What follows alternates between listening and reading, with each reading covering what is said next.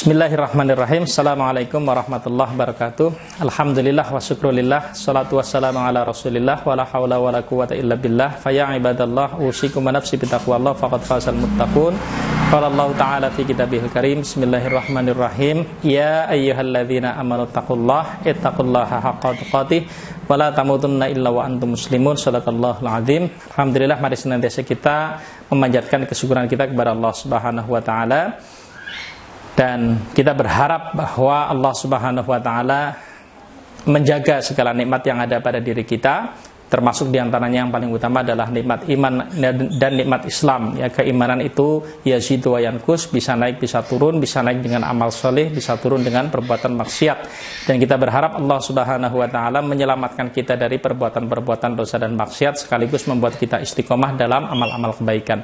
Salawat dan salam semoga tercurah pada junjungan kita habibina wa syafi'ina wa qudwatina Rasulullah Muhammad sallallahu alaihi wasallam, pada keluarga, sahabat dan seluruh pengikutnya ila yaumil qiyamah. Tidak lupa kami berwasiat kepada diri kami pribadi, juga kepada seluruh pemirsa channel Teman Baik. Mari senantiasa kita meningkatkan keimanan ketakwaan kepada Allah Subhanahu wa taala.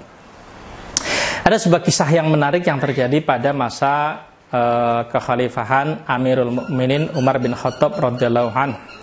Amirul Mukminin Umar bin Khattab radhiyallahu anhu membuat satu peraturan bahwa tidak boleh mencampur air dengan susu. Jadi susu tidak boleh dicampur dengan air. Susu ya susu, air ya air, ya. Jadi kira-kira begitu, ya.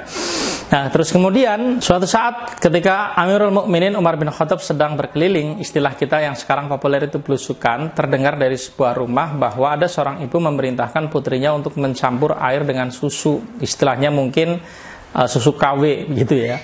Dan terus kemudian anaknya ini menolak, ya, karena itu tidak sesuai dengan kebijakan dari pemimpinnya, yakni Amirul Mukminin Umar bin Khattab.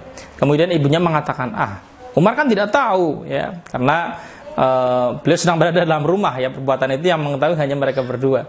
Kemudian putrinya mengatakan, Umar memang tidak tahu, tapi itu hanya Umar itu tahu. Ketika mendengar percakapan seperti itu, Umar bin Khattab, Amirul Mukminin Umar bin Khattab kemudian pulang ke rumah, dan kemudian dia memanggil salah satu putranya, ya, salah satu putranya dipanggil, kemudian mengatakan, kamu datang ke satu rumah, alamatnya jalan ini, RT ini, RW ini, kalau istilah kita sekarang. Terus kemudian dicari orang itu, terus kemudian datangi lamar anak gadisnya.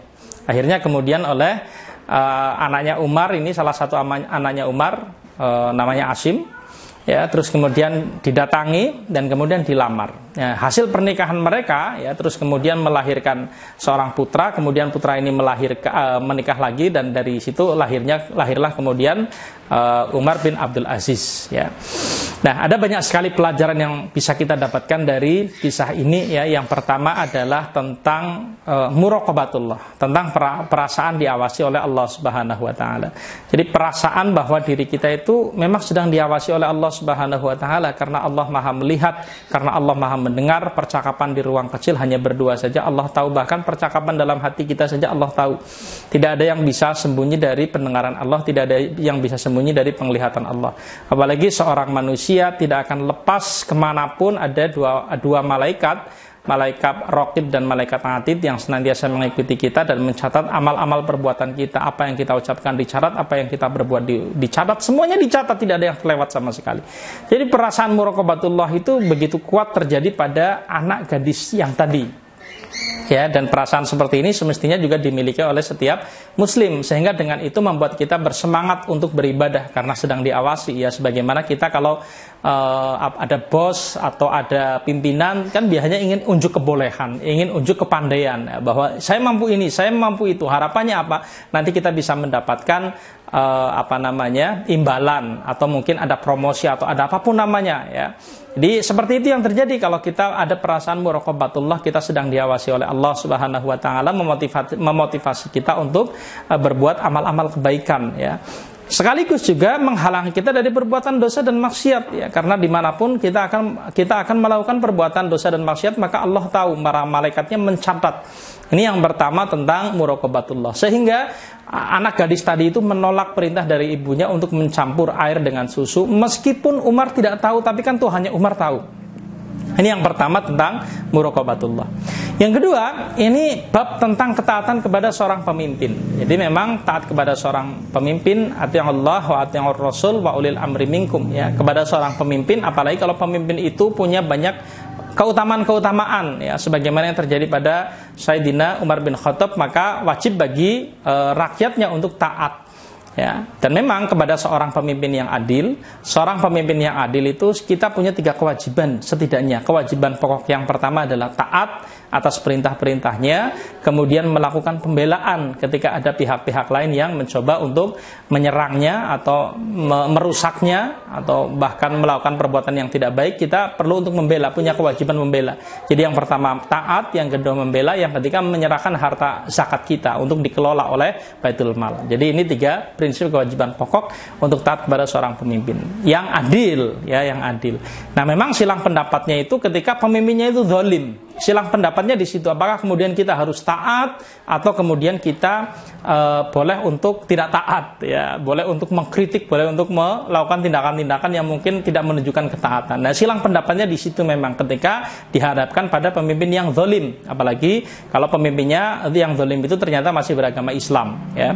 Jadi yang menganjurkan untuk taat juga punya sekian dalil, ada belasan dalil. Yang menganjurkan untuk mungkin tanda kutip, ya, tidak terlalu taat, ya, mengkritik apa segala macam, itu juga punya dalil yang juga sama banyaknya, ada belasan dalil juga. Nah, di sini terjadi silang pendapat, ya.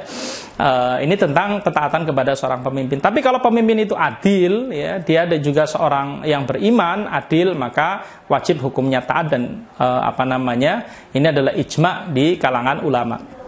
Kemudian yang ketiga, ini tentang cara memilih istri.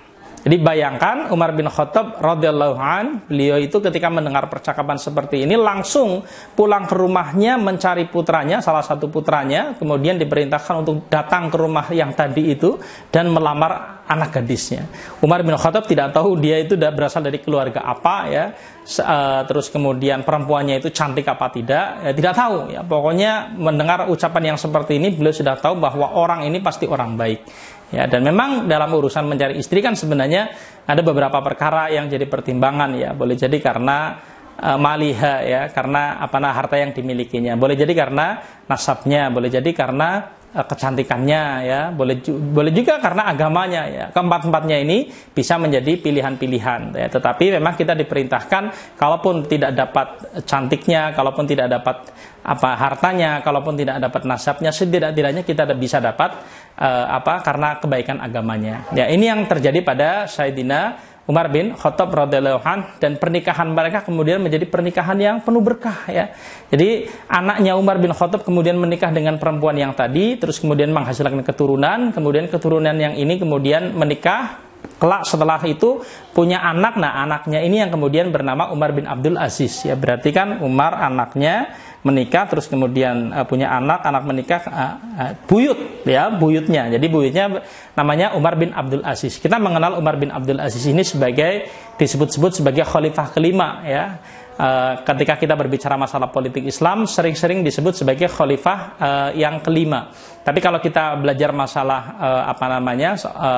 di tingkat ulama, beliau disebut-sebut sebagai mujadid abad yang pertama. Ya, ini diantara pelajaran-pelajaran yang bisa kita petik, ya, moga-moga bermanfaat. Ada kurang lebihnya mohon maaf. Billahi taufiq wal hidayah. Assalamualaikum warahmatullahi wabarakatuh.